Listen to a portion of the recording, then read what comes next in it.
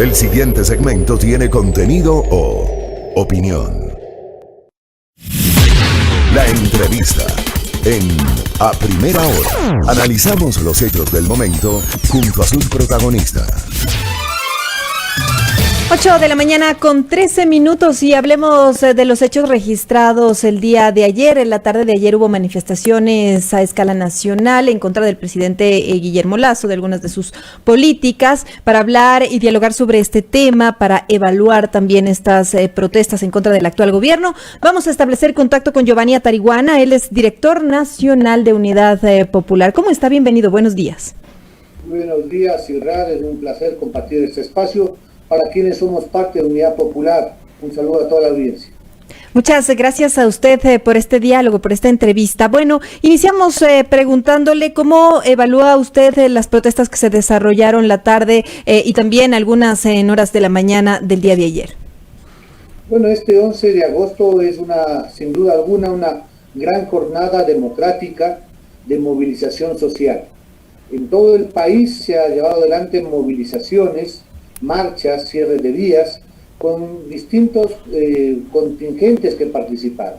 Estuvieron los arroceros, los bananeros, los productores de leche en la Sierra Central, los maestros, los campesinos, los trabajadores y los estudiantes, con distintas reivindicaciones, pidiendo que haya solución a la huelga de hambre del magisterio, los agricultores pidiendo el precio justo de sustentación para no quebrar su economía campesina, y todos, absolutamente todos, exigiendo del gobierno de Guillermo Lasso se derogue, se ponga fin a la elevación permanente del precio de los combustibles. Efectivamente ha sido un ejercicio que se dio en toda la República del Ecuador. En la tarde, 16 ciudades capitales fueron escenarios de importantes movilizaciones que expresan el malestar que tiene una parte importante del pueblo ecuatoriano, demandando del gobierno de Guillermo Lasso soluciones. Ahora, en este punto preciso del tema de los combustibles, el presidente Guillermo Lasso ha sido enfático en señalar que no va a cambiar esta política, que no se va a modificar el tema de las bandas. ¿Cómo reciben ustedes estas declaraciones del presidente y esta posición que ya ha mantenido?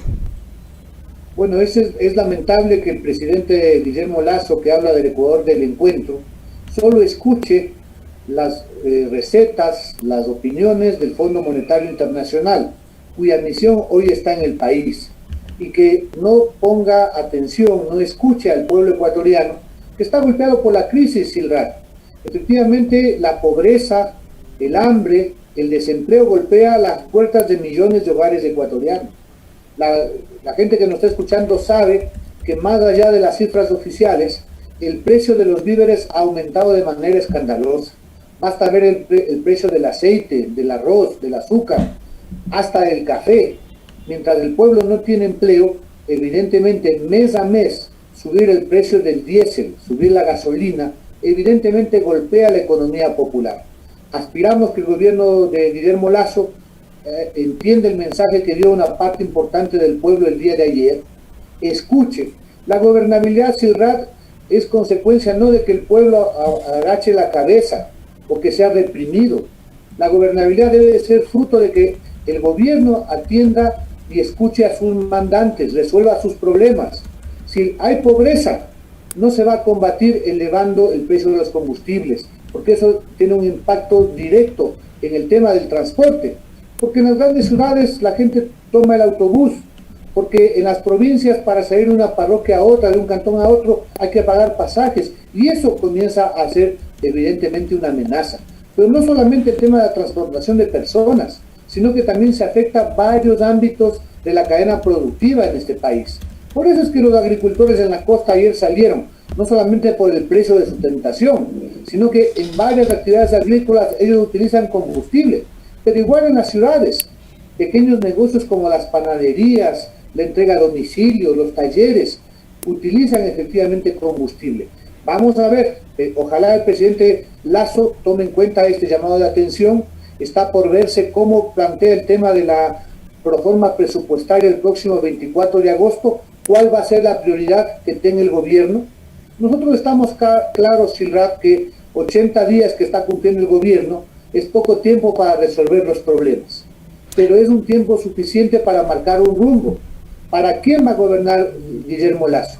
¿Para los de siempre, para los sectores pudientes, para el Fondo Monetario, o va a dar respuesta a las inmensas necesidades que tiene hoy la población ecuatoriana? Ahora, señor Atarihuana, como usted nos decía, y como es evidente, está aquí la delegación del Fondo Monetario Internacional, están tratando de negociar precisamente los términos, condiciones, deuda, etcétera, pero con un país totalmente endeudado. ¿Cómo salimos de la crisis? ¿Cuáles son también sus propuestas? Porque, claro, desde un lado también es fácil decir no estoy conforme, no estoy de acuerdo, esto no se debería hacer así, estamos en una crisis, la pobreza, etcétera, pero ¿cuáles son también las propuestas que ustedes tienen para salir de esta crisis en la que se ve envuelta el país y que ha sido agudizada por el tema de la pandemia? Aproximadamente hace 2 meses tuvimos una entrevista precisamente en este espacio para expresar la carta pública que nosotros hicimos al presidente Lasso. Y otros sectores sociales también vienen planteando alternativas que no van por el tema de meter la mano al bolsillo de la gente, hacer más pobres a los pobres, sino que tiene que ver con medidas totalmente factibles y que tienen que poner en orden la economía ecuatoriana. ¿Cuáles son? Por ejemplo, es público que según el estudio de la CEPAL, la Comisión Económica para América Latina de la ONU, en este país hay una evasión tributaria equivalente a 1/3 del presupuesto general del Estado, 7.600 millones de dólares. Y quienes evaden no son los pequeños comerciantes, no es el profesional, son las grandes empresas transnacionales. El Servicio de Rentas Internas, que está bajo la dirección del presidente Lasso, debería ser eficiente y comenzar a cobrar precisamente a los que más tienen. Ahí hay un fondo importante, efectivamente, para poder atender educación y salud. Otras medidas que el propio Guillermo Lasso anunció en campaña y que no entendemos por qué no las ejecuta en estos 80 días. Él habló de terminar la intermediación petrolera, que al Ecuador le significa entregar 400 millones de dólares al año a quienes no invierten nada y se llevan $1 por cada barril de petróleo, efectivamente con Tailandia y con China. Ahí hay 400 millones de dólares. Pero también tiene que ver con cuáles son las prioridades que tiene el gobierno. En épocas de pandemia, donde la gente está pobre, no tiene trabajo, no tiene acceso a educación, a salud, el Estado tiene que priorizar la vida de su gente, no el interés de los sectores privados que son tenedores de los bonos de la deuda externa. Incluso el Banco Mundial, el Fondo Monetario, el G20 han planteado que para salir de la crisis los países pobres deben tener un respiro en el tema de la deuda. Por eso vamos a ver qué pasa con el Fondo Monetario y cómo viene la proforma. Es decir, ha aumentado el precio del petróleo y eso significa que se duplican los ingresos prácticamente en el tema del presupuesto general del Estado. ¿A dónde van a ir esos recursos? ¿Alimentar el fondo para pagar a los tenedores privados de la deuda? ¿O para entregar, por ejemplo, algo que reclamaban los campesinos ayer, esos créditos al 1% y 30 años plazo que ofreció el presidente de la República? ¿O van a invertirse, como reclaman los maestros, en las reformas a la Ley Orgánica de Educación Intercultural? Entonces estamos frente a un debate de cuál va a ser el rumbo del gobierno. 80 días estamos claros, Irak, no se pueden resolver todos los problemas, pero sí se puede marcar un rumbo. Y el rumbo que el gobierno de Guillermo Lasso, al mantener, por ejemplo, la elevación de los combustibles, no es lo que le conviene al pueblo. Ahora, señora Atarihuana, ¿ustedes cómo califican precisamente hablando de estos alrededor de 80 días de gobierno? Vimos que una de las primeras promesas de campaña, que era vacunar a alrededor de 9 millones de ecuatorianos en los primeros 100 días, pues se va cumpliendo. Sin embargo, usted nos ha dicho que no hay políticas claras en torno a otros aspectos, pero ¿cuál es su evaluación general en torno a las acciones del presidente Guillermo Lasso? Bueno, todos debemos reconocer que se está cumpliendo el tema de la vacunación. Aspiramos que se cumpla esta primera meta de los 9 millones en los 100 días, pero es evidentemente un buen paso, pero insuficiente, si no el gobierno toma las medidas de vacunación, de prevención, de bioseguridad, de fortalecimiento de la salud pública. Por ejemplo, debemos llegar lo más pronto posible, con número de vacunas, a la famosa inmunidad colectiva. Eso implica 80-85% de la población lo más pronto posible. Eso es lo deseable. Pero efectivamente la vacunación no es todo. La gente quiere solución a sus problemas. Y obviamente hay una serie de ofrecimientos de campaña que se han comenzado a incumplir. Le pongo dos.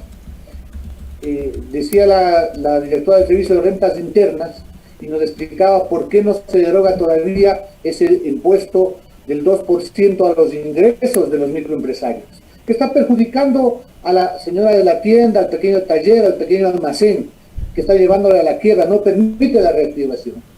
Entonces ahora entendemos por qué la demora, pues, porque la señora directora del SRI era parte del anterior gobierno, era parte de quienes aprobaron esa ley, que le tiene hoy por hoy a la pequeña economía de los hogares ecuatorianos realmente contra la pared. Ahí requerimos una reforma tributaria bajo el principio de que el que más tiene, más paga. Pero viene el otro tema. Se habló de invertir en educación, se habló de revalorizar los sueldos de los maestros, se habló de libre ingreso en campaña. Todos escuchamos al presidente Lasso. Pero ya en el poder, como a todos los gobiernos, resulta que siempre les falta dinero para la educación. Y por eso nosotros apoyamos la huelga de hambre del magisterio, que hoy cumple 32 días. Porque el presidente Lasso, a través de su secretario jurídico en la audiencia de la Corte Constitucional, dijo que los cambios de la LOEI eran inconstitucionales porque iban a quebrar la economía del país. Entonces, a ver, pero ahí esa decisión es de la Corte Constitucional, ahí no es del presidente de la República.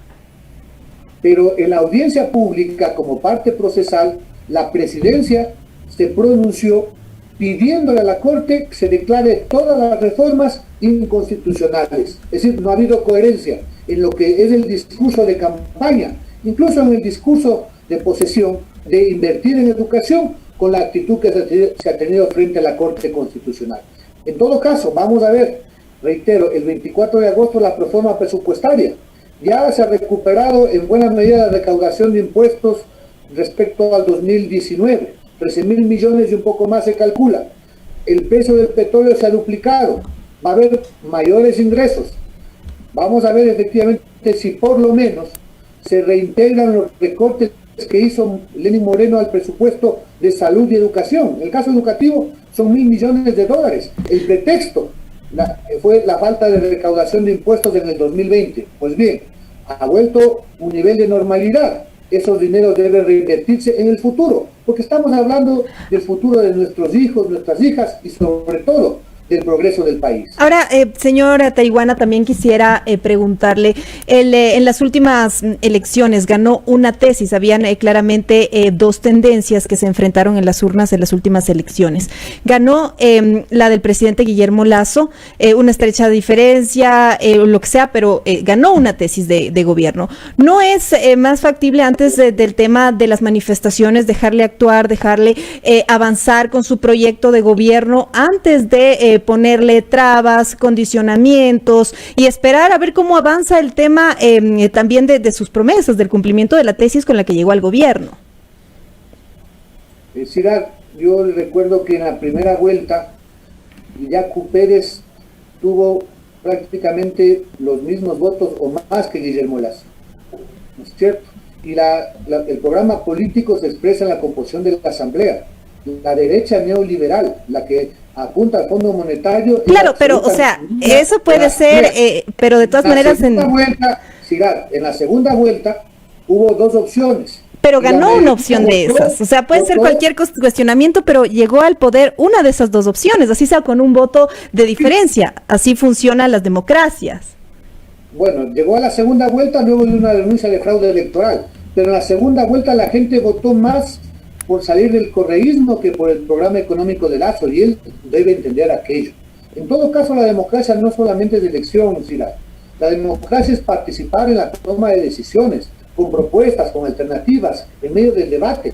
El pueblo tiene la posibilidad de levantar la voz y decir, estos son mis problemas, estas son las alternativas, escúchenos. Por supuesto que la crisis nos ha golpeado a la mayoría de ecuatorianos, la pobreza, pero hay sectores que les ha ido bastante bien en la pandemia, Ciudad. La Asociación de Bancos Privados tuvo ganancias del primer semestre de este año de 176 millones de dólares. Es decir, van a superar las ganancias, no los ingresos, en más de 300 millones al fin del año. Entonces deben aportar más. Por supuesto, nosotros decimos que el gobierno de Guillermo Lasso debe escuchar a todos los sectores, pero no solo a los grandes empresarios, no solo al capital extranjero, no solamente al Fondo Monetario Internacional. Debe tomar en cuenta, si quiere gobernabilidad, la opinión, las necesidades de las inmensas mayorías. Debe dar solución a los problemas. Debe plantear, honrar sus promesas de campaña que comienzan a ser incumplidos.